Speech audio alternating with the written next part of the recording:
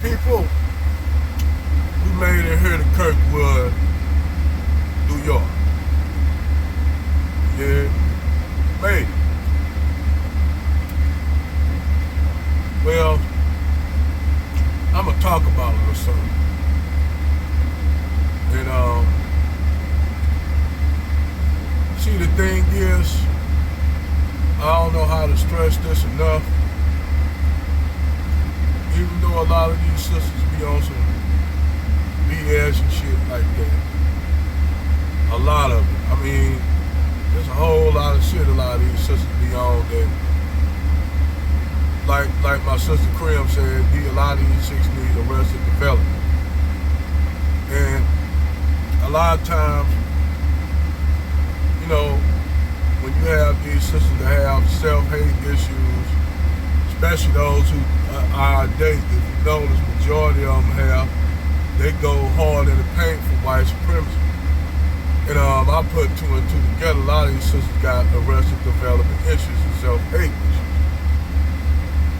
So, especially if you notice they dark skinned. Now, you don't have this among lighter skinned black women or women that are biracial. You don't have this kind of issue. Even when they are dating, they don't have that kind of issue. But most of the time, you'll see it normally when you have this same self-hate issue with black women that are dating and talk all kind of like goofy stuff. You will notice most of them are always some dark-skinned black women. And I put two and two together. Either those women were not being picked as younger women by brothers, or you'll have brothers tell them shit like, you pretty for a dark girl. And to a lot of sisters that dark skinned, that's offensive. That's for you brothers to know who say shit like that. That shit offensive. Cause it was a guy that told my wife this shit, talking, you pretty for a dark-skinned woman. And it gives this notion that majority of dark-skinned women are unattractive. So don't say that to a dark-skinned woman. It's just like saying to a dark-skinned dude, a light-skinned dude, that, you know, darker-skinned men are more masculine than light-skinned men, which that's not true as well. It's not true as well, because I tell you, there's a lot of these dark-skinned niggas that I ran into way more fruitier than light-skinned niggas, because it's a stigma that's put on light-skinned dudes, or dudes that are, you know, biracial. It's this stigma put on them that they soft and they ain't as, you know, tough, you know, as darker skinned brothers. So a lot of these, like with the colorism thing that affect the black community, you'll have lighter skinned or biracial women who go hard in the paint, you know, for pro-blackness. Well, you'll have a lot of these dark skinned people say they ain't really black. I don't know why they call themselves black, but then you see them straight up tap dancing and dancing a jig for white supremacy. The shit is fucking, and I would never cease to fail me when you have a dark-skinned individual tell a lighter-skinned or biracial person that they not really black. But then you'll see them niggas tap dancing and bow jingling, and you'll see them with a white dude or a white woman, talking about men and women, and they be up there dancing the jig. Dancing the jig for white folks. Knock that bullshit out. And I'm a brown-skinned brother telling y'all brothers and sisters on that kind of bullshit, knock that motherfucking shit off. It's not fucking cute.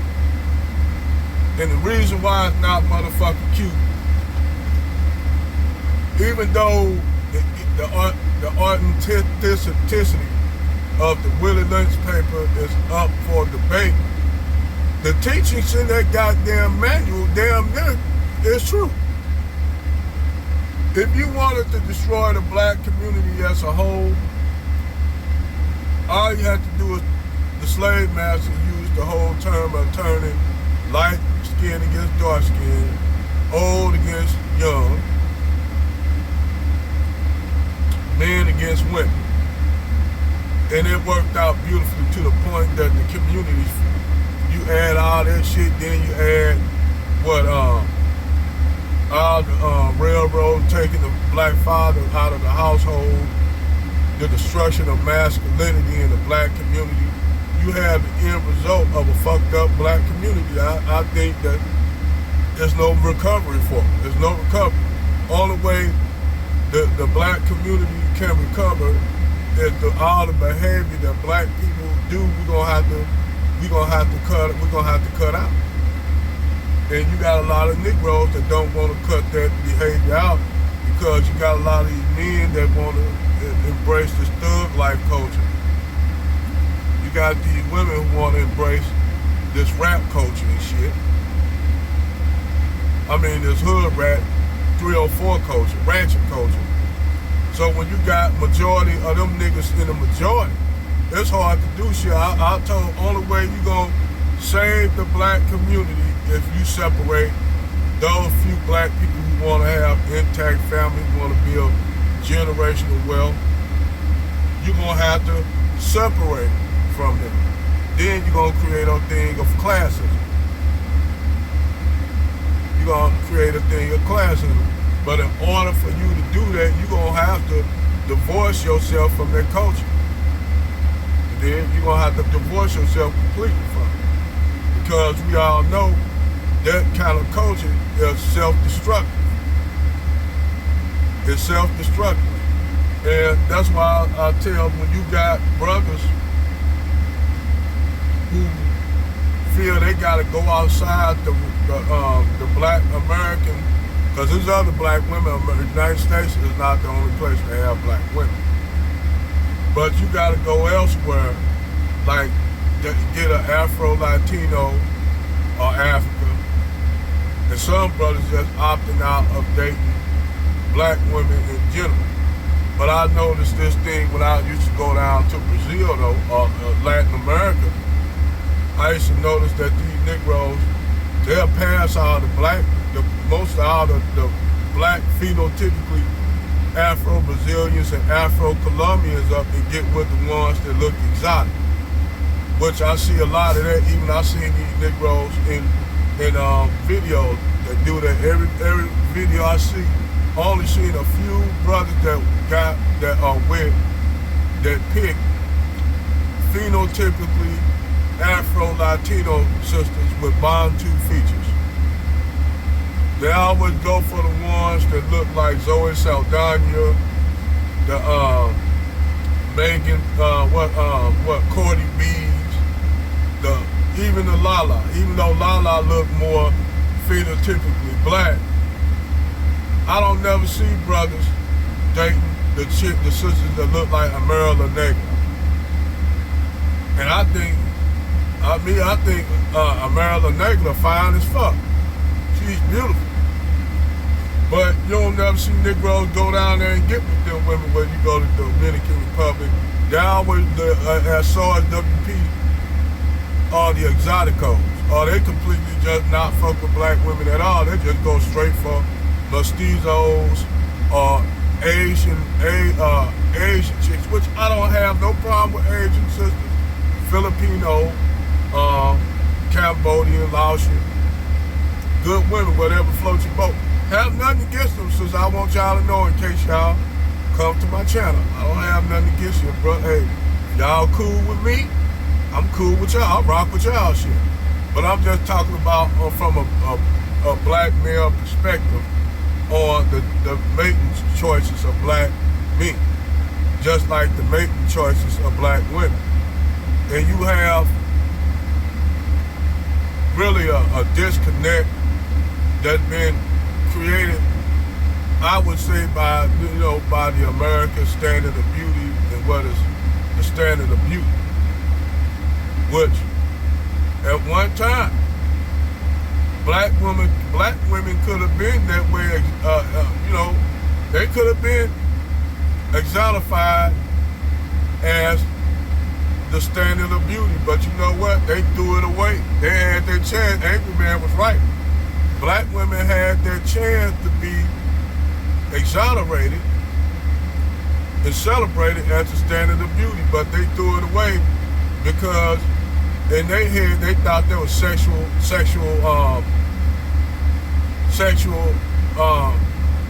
what they call sexual exploitation, and they were so in their feminist mind that they could have been the standard of beauty, because they'll say, well, that's black women being, being trashed and shit by, say, like, you know how the white chicks have the hot oil the oil razzle contest, the jelly contest, the wet t-shirt contest. Masculine and manly, yes it is. That's how women got their beauty standard. But instead, you know, they went against all that system, but yet they support ratchet hoe culture, which I don't understand. They support same women that talk about they want to be, they don't like to be exotified. They don't like to be exotified. They'll turn around and say, we like thought culture and shit like that. They take part in thought culture. It's brain boggling to me, but it fucks me up. And then it goes against another notion about black men, saying that black men are not good fathers. But even I'm gonna tell you like this, and my boy Scott, Philip Scott brought that out. Even these thug ass street niggas, these Pookies and Ray Rays, spend more time with their children than white men. Yeah, a lot of these niggas are Pookies and Ray Rays, but they'll never talk about the Pookies and Ray Rays that have their children, that take time in their children's life, because they too busy being Pookies and Ray Rays, and they some thug niggas, but they'll never talk about how you go through the black community in the hood. You'll see all these thug dudes with they have their little sons and stuff on them. Now, I don't know what they teach their sons. Hope they trying to guide them a direction where saying, look, son, you don't have to go this direction. But I'm going to tell you like this. All that shit that they tell you about is a bullshit ass lie. Because I'll tell you, I see thugs with their sons on the street. With their sons, their daughters, taking them to the mall and shit, whether that's one of their baby mamas. I do see them doing shit with their children.